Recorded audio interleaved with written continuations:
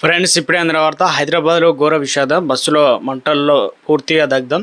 20 మంది ప్రయాణికులు స్పాట్లో అంటూ లేటెస్ట్ అప్డేట్ అయితే రావడం జరిగిందండి. సో ఆ వివరాలు ఏంటన్నది వీడియోలో తెలుసుకుందాం. వీడియో చివరి వరకు చూడండి, అర్థమవుతుంది అనమాట. మరోసారి ఛానల్ వస్తే తప్పకుండా సబ్స్క్రైబ్ చేసుకొని చూస్తున్నారు, లైక్ చేయడం మర్చిపోతున్నారు. వెంటనే లైక్ చేయడం వీడియోకి అయితే వెళ్ళిపోదామంటే కేపీహెచ్లో శుక్రవారం రాత్రి త్రుటిలో పెద్ద ప్రమాదం తప్పింది. ఎందుకంటే ఈ శ్రీ దుర్గా మహేశ్వర ట్రావెల్స్ చెందినటువంటి ఏసీ స్లీపర్ బస్సు మియాపూర్ నుంచి ఆంధ్రప్రదేశ్లో పాలకొల్లుకు బయలుదేరిందనమాట. అసలు ఏం జరిగింది చూద్దామండి. రాత్రి సుమారు 11 గంటల సమయంలో కేపీహెచ్బిలో పద్మావతి ప్లాజా బస్ స్టాప్ వద్ద చేరుకోగానే ఒకసారిగా డ్రైవర్ క్యాబిన్లో మంటలు చెలరేగాయి.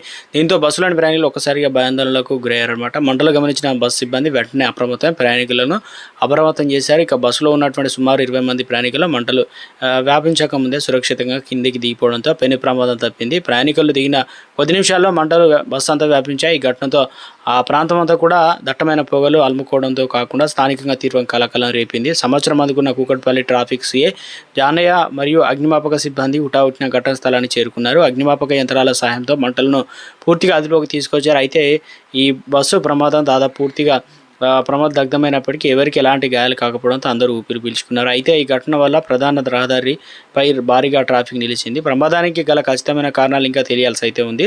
హైదరాబాద్లో రద్దీ ప్రాంతమైన కేపీహెచ్లో శుక్రవారం రాత్రి త్రుటిలో పెద్ద ప్రమాదం తప్పిందనమాట. సో మొత్తానికైతే ఒక అప్డేట్ అనేది మనకు ఇవ్వడం అయితే జరిగిందండి. అందరూ కూడా ఒకసారిగా ఊపిరి పీల్చుకున్నారు.